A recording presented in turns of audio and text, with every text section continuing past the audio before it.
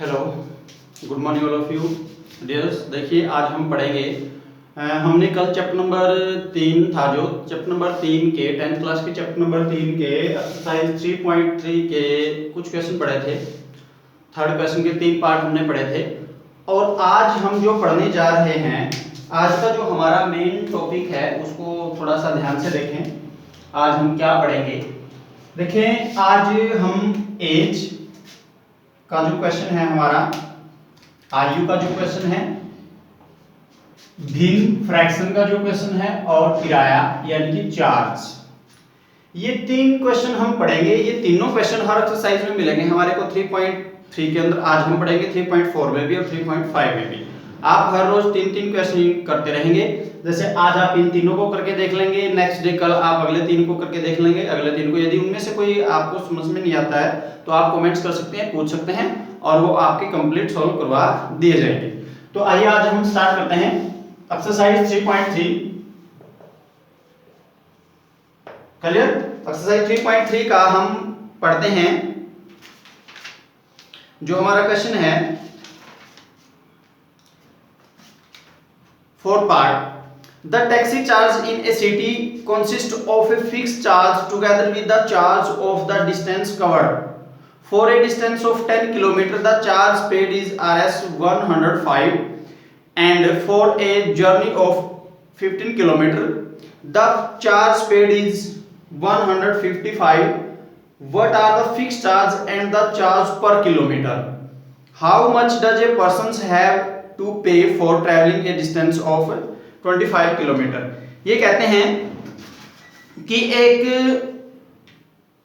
नगर है, एक शहर है, एक शहर में एक टैक्सी का जो किराया है, एक फिक्स किराया है नियत और एक है अतिरिक्त यानी कि एक्स्ट्रा चार्ज। फिक्स का मतलब है, जैसे हम मान के चलें भी एक हमारे पास एक शहर है, इस शहर में यदि कोई व्यक्ति यहां से यहां तक जाएगा तो उसको 5 रुपए देने पड़ेंगे ऑटो वाले को, टैक्सी वाले को। क्लियर? यदि कोई व्यक्ति इस कॉर्नर से इस कॉर्नर पर जाएगा तो भी उसको 5 रुपए देने पड़ेंगे पर किलोमीटर के हिसाब से। पूरे एरिया का फिक्स है, इस एरिया में कोई भी व्यक्ति कहीं से चाहे यहां से यहां तक जाए उसको 5 रुपए देने पड़ेंगे, ऐसा हम मान के चलते हैं। यदि कोई व्यक्ति चाहता है कि मेरा घर यहाँ पर है और उस व्यक्ति को यहाँ से शहर से इस स्थान से और इसके घर तक जाना है, तो ये टैक्सी वाला क्या करेगा? ये टैक्सी वाला कहेगा भाई यहाँ तक के तो 5 रुपए फिक्स हैं, वो तो लगेंगे कंप्लीट, और इससे आगे यदि उसको जाना है, कितने किलोमीटर पड़ता है उसका घर इस एरिया से बाहर, यदि उसका घर 10 किलोमीटर पड़ता है तो 10 किलोमीटर का वो एक्स्ट्रा चार्ज लेगा, यानी कि 1 किलोमीटर के वो 2 रुपए लेगा, 4 रुपए लेगा, 5 रुपए लेगा, जो भी उसका चार्ज है वो एक्स्ट्रा चार्ज हम उसको मानेंगे। मान के चलो यदि वो पर किलोमीटर के 2 रुपए लेता है, 2 रुपए लेता है, तो 10 × 2 यानी कि 20 रुपए उसको वो हो गए हैं 10 किलोमीटर के, और 5 उसके ये हो गए हैं, यानी कि टोटल मिला के उसको 25 रुपए टैक्सी वाले को देने पड़ेंगे। तो इसको बोलेंगे एक्स्ट्रा चार्ज, यानी कि बाहर का किराया, और ये फिक्स चार्ज है। क्लियर? तो किराए वाला जो भी हम क्वेश्चन पढ़ेंगे, जैसे इसमें टैक्सी का किराया है, एक के अंदर हम छात्रावास का किराया पढ़ेंगे,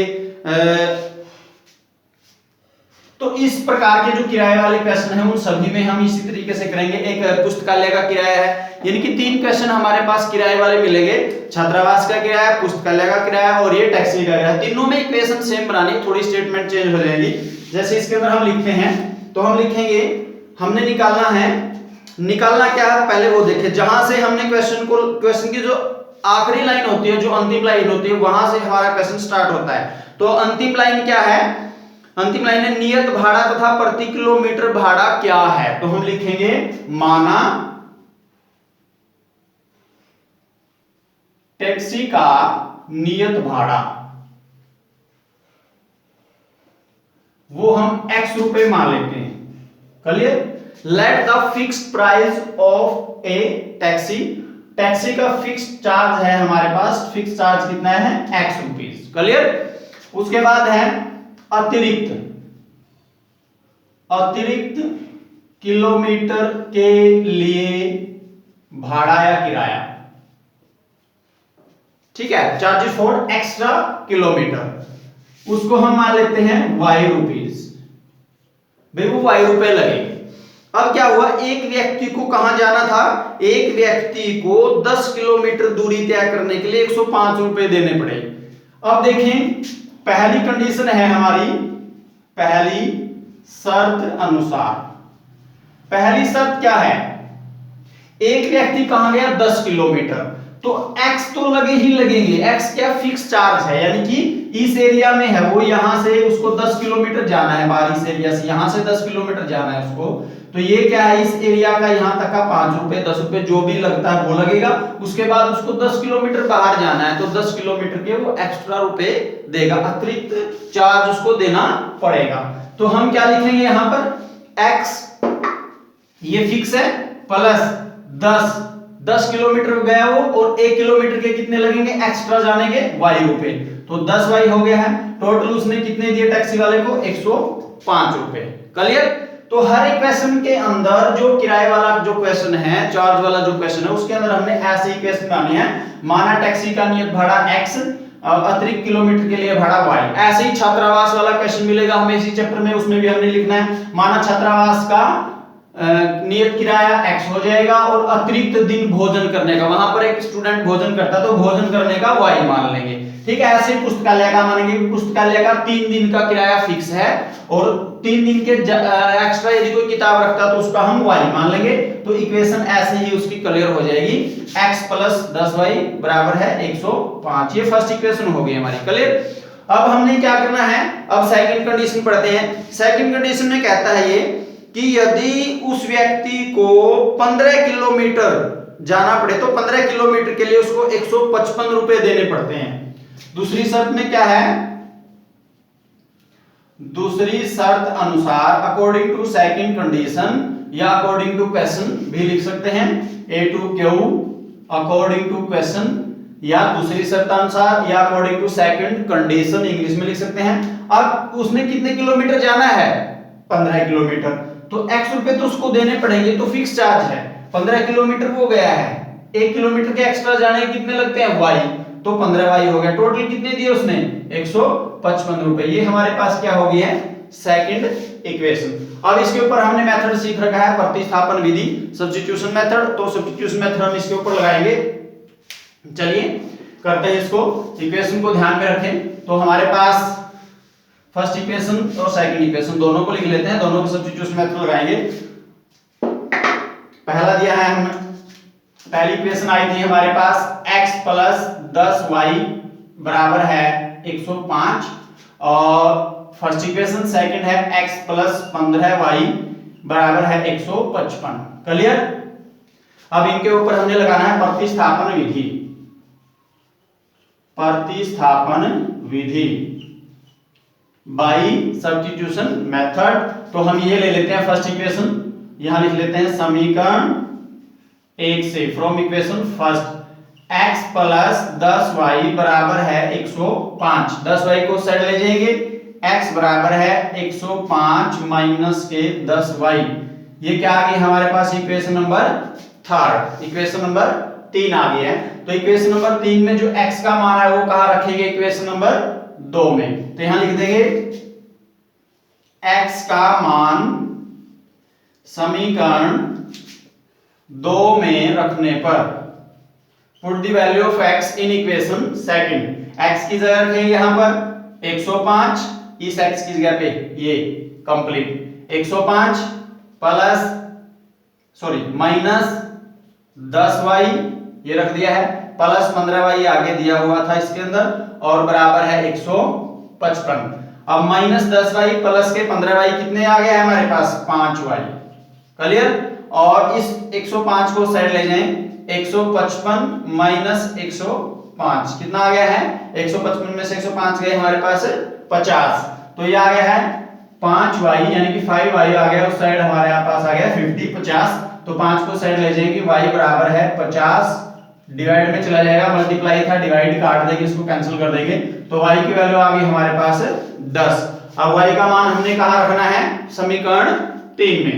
यहां लिख देंगे y का मान समीकरण 3 में रखने पर, y का मान समीकरण 3 में रखेंगे। समीकरण 3 हमारे पास क्या है, ये आई है, x बराबर है 105 माइनस 10y। अब इस y की जगह हमने क्या रखना है, 10। क्लियर।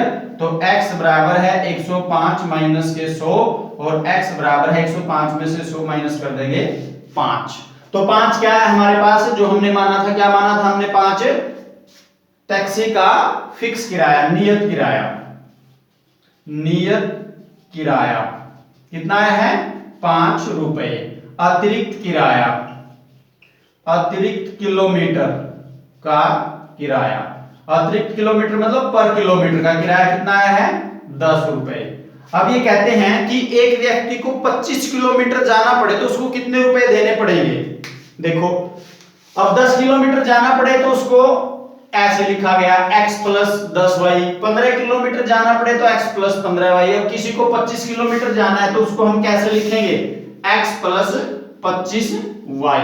अब x की वैल्यू भी हमारे पास है और y की वैल्यू भी है, तो x की वैल्यू रख देंगे, कितनी है x की वैल्यू, x की वैल्यू 5 प्लस 25 गुणा y की वैल्यू 10, तो 5 प्लस 25 की और 10 के साथ गुणा कर देंगे 250 जोड़ देंगे, यानी कि 255 रुपए उसको देने पड़ेंगे यदि उसको यात्रा करनी है 25 किलोमीटर की टैक्सी के द्वारा। क्लियर। तो डियर स्टूडेंट देखिए ये जो यहां से आगे का जो प्रोसीजर है वो हम सीख चुके हैं एक्सरसाइज में। आगे जो मेथड लगाना है ये सोचें कि जैसे 3.3 का हमने फर्स्ट क्वेश्चन के 4-5 पार्ट दिए थे वो पढ़े थे, वो ऐसे ही करने हैं। यहां तक हमने समीकरण बनाने, और समीकरण बनाना कितना आसान है वो हमने देख लिया है कि हम किस तरीके से समीकरण बना सकते हैं। x सभी में रहेगा, जितने एक्स्ट्रा वो लेगा y के एक्स्ट्रा के साथ गुणा कर देंगे, बराबर इतने रुपए उसने दिए। छात्रावास का क्वेश्चन है या फिर वो पुस्तकालय का क्वेश्चन है या फिर वो किराए वाला, यानी कि तीनों क्वेश्चन ये इसी तरीके से हमने सोल्व करने हैं। क्लियर। तो आइए आज हम अब नेक्स्ट पढ़ते हैं, इसको देख ले ध्यान से। यदि कोई बात फिर भी समझ में ना आए तो आप पूछ सकते हैं, कमेंट कर सकते हैं, और वीडियो को बिल्कुल लास्ट तक देखते रहें, कंप्लीट वीडियो देखें, और कंप्लीट वीडियो देखने के बाद वीडियो को लाइक शेयर और सब्सक्राइब जरूर करें। तो देखिए नेक्स्ट क्वेश्चन पे आते हैं हम। नेक्स्ट क्वेश्चन है ए फ्रैक्शन। ए फ्रैक्शन मतलब एक भिन्न बिकम्स हो जाती है 9/11, यानी कि 9/11 इफ यदि 2 इज एडेड, 2 जोड़ दिया जाए, to both the numerators and the denominator, यदि उसके न्यूमरेटर यानी कि अंश और डिनोमिनेटर मतलब हर में 2 जोड़ दिया जाए तो भिन्न क्या हो जाती है 9/11 हो जाती है। इफ यदि 3 इज एडेड, 3 जोड़ दिया जाए, टू बोथ दोनों में, न्यूमरेटर एंड डिनोमिनेटर अंश और हर में, इट्स बिकम 5/6, तो ये है 5/6 हो जाती है। Find the fraction. तो फ्रैक्शन हमने निकाली यानी कि भिन्न ज्ञात करनी है, तो हम क्या लिखेंगे, हम लिखेंगे माना भिन्न का अंश। अब भिन्न में अंश और हर होते हैं तो इसलिए हम लिखेंगे late the numerator of a fraction. तो भिन्न का अंश क्या हो गया है x, फिर माना भिन्न का हर, माना भिन्न का हर, let the denominator of fraction वो हो गया है y। क्लियर। तो भिन्न क्या बनी है हमारे पास, भिन्न अंश बटे हर x/y। क्लियर। ये हमारे पास भिन्न आ गई है, अभी हमने मानी हुई भिन्न है, ये एक्चुअल नहीं निकली, एक्चुअल अब निकलेगी। तो फर्स्ट स्टेटमेंट में कहते हैं कि यदि उसके अंश और हर दोनों में 2 जोड़ दिया जाए तो हम लिखेंगे अंश व हर दोनों में 2 जोड़ने पर, add to numerator and denominator. अब देखो अंश क्या था x, उसमें हमने 2 जोड़ दिया। क्लियर। हर क्या था y में हमने 2 जोड़ दिया, तो भिन्न क्या हो जाती है 9/11 हो जाती है, बिकम्स 9/11। क्लियर। तो 9/11 हो गया। अब इसकी क्रॉस मल्टीप्लिकेशन कर लेंगे, यहां से क्रॉस मल्टीप्लिकेशन मतलब r पर गुणा, r पर गुणा करके हम इस क्वेश्चन को इक्वेशन में चेंज कर देंगे। इसके साथ गुणा करेंगे 11x + 2, इसके साथ करेंगे 9 के इंटू में y + 2। अब 11 के अंदर गुणा कर दिया हमने 11x + 11 दूनी 22, 9 के अंदर गुणा कर दिया 9y + 9 दूनी 18। अब x y वाली वैल्यू एक साइड कर लेंगे और बगैर x वाली एक साइड कर लेंगे, तो ये क्या है हमारे पास 11x है इधर, 9y इसको इस साइड लेंगे -9y हो गया। क्लियर। और उस साइड क्या है 18 है, 22 को साइड लेके जाएंगे -22 हो जाएगा, तो ये आ गया है 11x माइनस 9y बराबर है माइनस के 4 इक्वेशन नंबर फर्स्ट। क्लियर। अब फ्रैक्शन के इक्वेशन भी हमारे को सभी एक्सरसाइज में मिलेंगे, 3.4 में भी 3.5 में भी, उसमें भी हमने ऐसे ही मानना है, हर एक क्वेश्चन में ऐसे ही मानना है, माना भिन्न का अंश फ्रैक्शन वाला, चाहे क्वेश्चन किसी भी एक्सरसाइज का हो। अगली एक्सरसाइज में सिर्फ मेथड चेंज हो जाएगा, वो मेथड आपको बता दिया जाएगा कि अगला मेथड कौन सा है। अगला मेथड एलिमिनेशन पढ़ेंगे हम, विलोपन विधि, तो उसमें भी हमने ऐसे लिखना है, माना भिन्न का अंश let the numerator of fraction x, माना भिन्न का हर let the denominator of the fraction y, भिन्न यानी कि fraction x divide by y। तो अंश और हर में जो बोला जाता है वो जोड़ो, यदि नहीं बोलना भी इसके अंदर नहीं जोड़ा गया तो मत जोड़ो। यदि ये कहते थे भी सिर्फ हर के अंदर जोड़ा है तो अंश को ऊपर ऐसे लिखो, हर के अंदर जोड़ दो। यदि ये बोला कि हर में अंश में जोड़ा गया है, हर में नहीं, तो हर को ऐसे ही नीचे y लिख देंगे अकेला। ये हो जाता है 2 हो जाता है तो इज इक्वल टू 2 लिख ले, उसके नीचे 1 अपनी तरफ से लगा ले। यदि वो फ्रैक्शन में हो जाता है जैसे 9/11 है तो 9/11 लिख दिया, फिर उसकी क्रॉस मल्टीप्लिकेशन कर देंगे, आर पार गुणा, वहां से समीकरण 1 हमारी तैयार हो जाएगी। चलिए नेक्स्ट पढ़ते हैं। अगली इक्वेशन के लिए हम क्या है, अगली इक्वेशन इसको ध्यान में रखना है, इक्वेशन को ये यहां छोड़ देते हैं हम इक्वेशन। तो आगे अगली स्टेटमेंट में ये कहता है कि यदि अंश और हर दोनों में 3 जोड़ दिया जाए, अंश और हर दोनों में 3 जोड़ दिया जाए। अब इन्होंने कहा है अंश व हर दोनों में 3 जोड़ने पर, अब अंश क्या है हमारे पास x, इसमें 3 जोड़ दिया है, क्लियर। हर क्या है y, इसमें भी 3 जोड़ दिया है, तो भिन्न क्या हो जाती है 5/6 हो जाती है, क्लियर। तो आर पार गुणा कर देंगे, इसकी भी आर पार गुणा करेंगे, 6 किसके साथ करेंगे, यहां लिख देते हैं 6 के इनटू में x + 3, और 5 किसके साथ करेंगे y + के 3। तो करें 6 की गुणा, 6x + 6 दिए 18, 5 की 5y + 5 दिए 15, क्लियर। अब xy को एक साइड कर लें, 6x है इधर, 5y को और ले हैं माइनस के 5y, उस साइड 15 था, 18 को लेके जाएंगे -18 हो जाएगा। तो ये आ गया 6x - के 5y बराबर है -3। ये समीकरण नंबर 2 आ गई हमारे पास।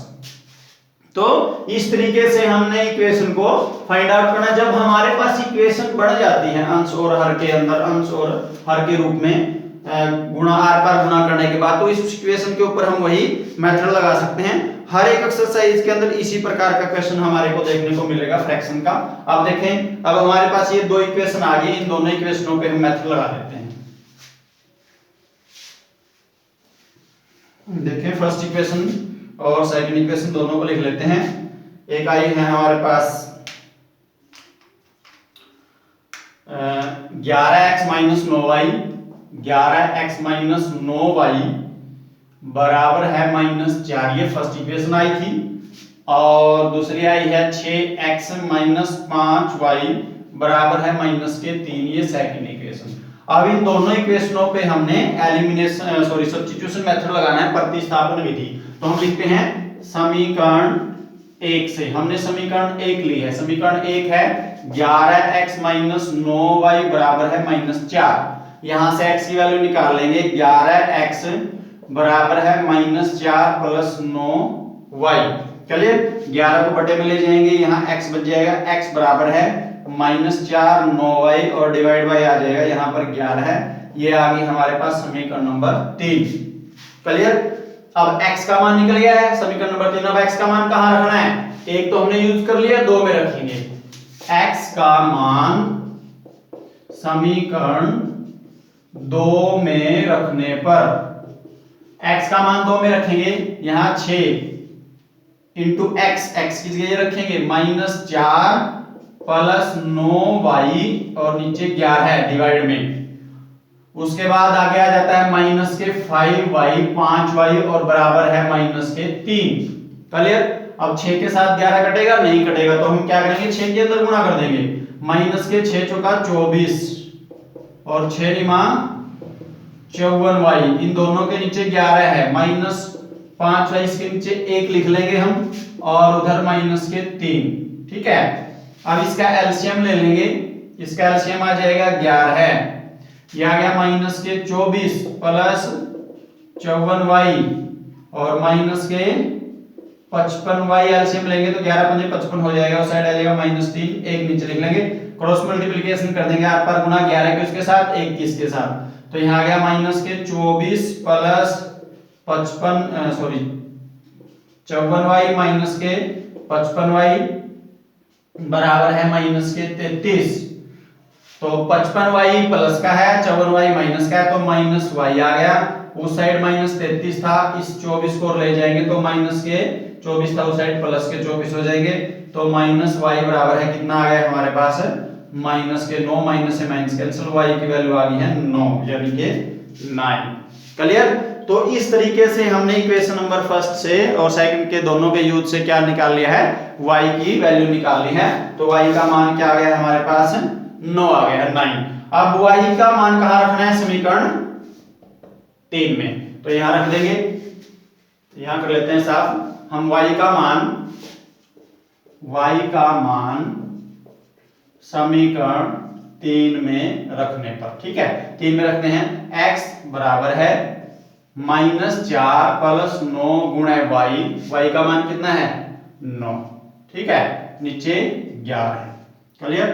x बराबर है -4 प्लस 9 गुणा 9 81 और नीचे है 11 है। क्लियर? 81 -4 कितने आ गया है 77, नीचे 11 से काट देंगे 7 आ गया, x का मान क्या आ गया 7। तो भिन्न क्या आ गई हमारे पास, फ्रैक्शन आ गई अंश बटे हर, x का मान x की जगह रख देंगे, y का मान y की जगह, तो 7/9 इसका आंसर आ गया, यानी कि भिन्न का अंश आ गया 7 और हर आ गया है 9, तो ये आ गई हमारे पास फ्रैक्शन। तो डियर देखिए इसको ऐसे ही आपने सोल्व करना है, इस तरीके से आप क्वेश्चन को कर सकते हैं। तो फ्रैक्शन वाला क्वेश्चन हमें तीनों एक्सरसाइज में मिलेगा, 3.4 में भी, 3.5 में, 3.6 में शायद नहीं है, 4 तक है, तो इस 5 तक है। इस तरीके से हम इन क्वेश्चनों को कर सकते हैं। क्लियर? तो ये था फ्रैक्शन का। अब जो बोला जाता है बस वही करना है, माना भिन्न का अंश, माना भिन्न का हर, ये हर एक क्वेश्चन में माना है, अंश में जो बोला जाता है वो जोड़ दे, हर में जो बोला जाता है वो जोड़ दे, घटाने की बोले घटा कर दे, गुणा करने की बोले गुणा कर दे, अंश के साथ हर के साथ, ये हो जाता है तो बराबर में उसको लिख दे, फिर आर पार गुणा कर दे, वहां से समीकरण बनेगी और समीकरण को आगे सोल्व कर सकते हैं। क्लियर?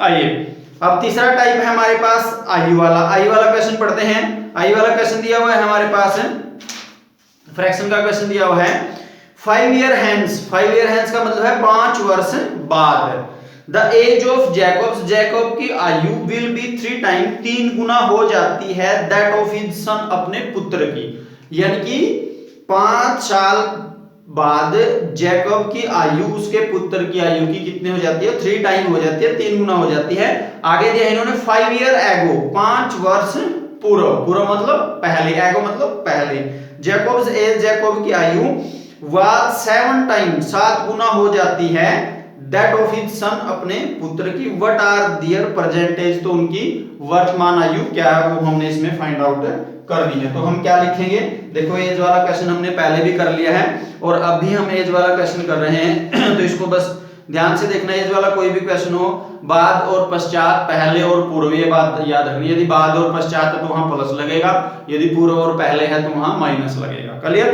तो करते हैं शुरू। देखें हम लिखते हैं 2 व्यक्ति हैं हमारे पास, उनकी प्रेजेंट एज निकाली है, जैकब जो उसका पुत्र, तो हम पहले मानेंगे, माना जैकब की आयु, माना जैकब की वर्तमान आयु, हमने पहले क्वेश्चन में आयु वाले क्वेश्चन में आफ्ताब वाला क्वेश्चन था उसमें हम आफ्ताब की मानी थी, तो लिख दी हमने x वर्ष, इंग्लिश में लिख देंगे let the present age of Jacob is equal to x year, ठीक है। फिर माना पुत्र की वर्तमान आयु, या जैकब के पुत्र की वर्तमान आयु हो जाएगी y वर्ष। क्लियर? अब कहते हैं ये कितने वर्ष बाद, 5 वर्ष बाद। तो पहली शर्त अनुसार अकॉर्डिंग टू फर्स्ट कंडीशन 5 वर्ष बाद जो जैकब की आयु है, देखो जैकब की आयु आज कितनी है x वर्ष, तो 5 वर्ष बाद कितनी होगी x + 5। यदि बोले कि आज कोई व्यक्ति 20 साल का है तो 5 वर्ष बाद कितने होगा, तो हम क्या कहेंगे 20 में 5 जोड़ के बताएंगे 20 + 5 25। तो आज जैकब x वर्ष का है तो 5 वर्ष बाद जैकब की आयु, आज x है तो 5 वर्ष बाद x + 5 वर्ष की हो जाएगी, और 5 वर्ष बाद पुत्र की आयु वो हो जाएगी y + 5 वर्ष। जैकब की आयु अपने पुत्र की आयु की कितनी हो जाएगी, 3 टाइम, 3 गुना हो जाएगी। इन्होंने कहा है जैकब की आयु अपने पुत्र की आयु की 3 टाइम हो जाएगी। तो हम लिखेंगे x + y जैकब की आयु अपने पुत्र y + 5, ये इसका पुत्र है, पुत्र की आयु है, इसकी 3 टाइम हो जाएगी, 3 गुना हो जाएगी। तो इसको सोल्व कर देंगे, x + 5 = 3 के अंदर मल्टीप्लिकेशन कर देंगे, 3y + के 5 दिए 15, y को इस साइड ले x माइनस का हो जाएगा 3y, उस साइड 15 है, 5 को ले जाएंगे, माइनस का 5 हो गया है, तो ये आ गया x - के 3y बराबर है 10। समीकरण 1 हमारी ये तैयार। क्लियर, सिंपल है, बिल्कुल इजी क्वेश्चन है, बिल्कुल इजी टॉपिक है। उसके बाद अगले स्टेटमेंट में कहते हैं, अगली बात मतलब 5 ईयर एगो, 5 वर्ष पहले, 5 ईयर एगो मतलब 5 वर्ष पहले। अब दूसरी शर्त है, दूसरी शर्त अनुसार अकॉर्डिंग टू सेकंड कंडीशन, इसको मैं सीधा लिख लेता हूं, ये बात आपने लिख लेनी है। 5 वर्ष पूर्व जैकब की आयु, 5 वर्ष पूर्व पुत्र की आयु। तो अब देखो पूर्व मतलब x - 5, 5 साल पहले जैकब की आयु हो जाएगी, उसके पुत्र की y - 5 हो जाएगी। तो जैकब की आयु अपने पुत्र की आयु की कितने गुना हो जाती है, 7 टाइम, 7 गुना हो जाती है। तो 7 के साथ गुना कर देंगे, किसकी, जैकब की आयु, किसकी, उसके पुत्र की आयु की। तो x - 5 बराबर है 7y - के 35। क्लियर, अब इसको सोल्व कर देंगे, x - 5 सॉरी इसको 7 की साइड लाएंगे, इधर ही 7 माइनस का हो जाएगा 7y, उस साइड माइनस के 35 है, 5 को ले जाएंगे तो प्लस के 5 हो जाएंगे। तो x - 7y उस साइड आ गया माइनस के 30, ये इक्वेशन बन गया सेकंड में। तो फर्स्ट और सेकंड इक्वेशन के ऊपर हमने प्रतिस्थापन विधि सब्स्टिट्यूशन मेथड लगाना है। तो ये क्वेश्चन, इसके इस क्वेश्चन को आगे सोल्व आपने करना है। जो x और y का मान आएगा यहां लिख देंगे, माना शब्द हटा देंगे, यहां से जो लेट शब्द है उसको हटा देंगे। जैकब की वर्तमान आयु जो भी आएगी x और पुत्र की वर्तमान आयु y। क्लियर, तो डियर इस तरीके से आपने इन क्वेश्चनों को करना है, बड़े इजी क्वेश्चन हैं। देखें हमने क्वेश्चन 3 पढ़े हैं, लेकिन हमारे 9 से 10 क्वेश्चन क्लियर हो चुके हैं। आयु वाले 2-3 क्वेश्चन हमारे को मिलेंगे, 4 क्वेश्चन आयु वाले मिलेंगे इस चैप्टर में लगभग हमारे को। इस एक्सरसाइज में भी एक फर्स्ट में पढ़ा था, एक फोर्थ में और एक फिफ्थ एक्सरसाइज में 3.5 में, ठीक है। किराए वाले क्वेश्चन भी हमारे को मिलेंगे, 3 क्वेश्चन किराए वाले भी हैं हमारे पास, और उसके बाद एज वाले हो गए, किराए वाले और फ्रैक्शन भिन्न वाले भी हमारे पास 3 क्वेश्चन मिलेंगे, यानी कि 10 क्वेश्चन हमने कवर कर लिए हैं। और तरीका यही रहेगा, जहां तक इक्वेशन बनती है वो यहां तक तो ऐसे ही रहेगा। इक्वेशन बनने के बाद हम जो भी मेथड लगाना चाहें वो लगा सकते हैं। अभी तक हमने 2 ही मेथड सीखे, ग्राफिकली मेथड और सब्स्टिट्यूशन मेथड। जब एलिमिनेशन सीखेंगे तो वो और इनसे और थोड़ा सा सिंपल मिलेगा हमारे को। क्रॉस मल्टीप्लिकेशन सीख लेंगे तो वो भी हम लगा सकते हैं, यानी कि उसके बाद आपकी मर्जी है कि आप इनमें कोई भी मेथड यूज कर सकते हैं। तो यदि कोई भी बात आपको समझ में ना आए तो इस तरीके से आप क्वेश्चनों को पूछ सकते हैं। तो डियर ये था आज का हमारा टॉपिक, आयु के क्वेश्चन, भिन्न के क्वेश्चन, किराए के क्वेश्चन, तीनों मोस्ट इंपोर्टेंट टॉपिक है और तीनों टॉपिकों को आपने काफी अच्छे तरीके से करना है।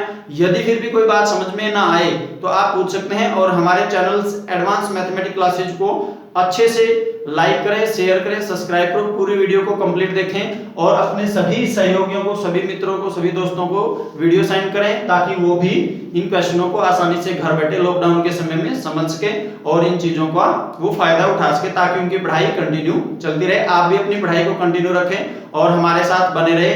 आपको ऐसे ही अच्छे अच्छे टॉपिक बड़े सिंपल वे से समझाए जाएंगे और साथ ही साथ आपको मोटिवेशनल स्पीच दी जाएगी।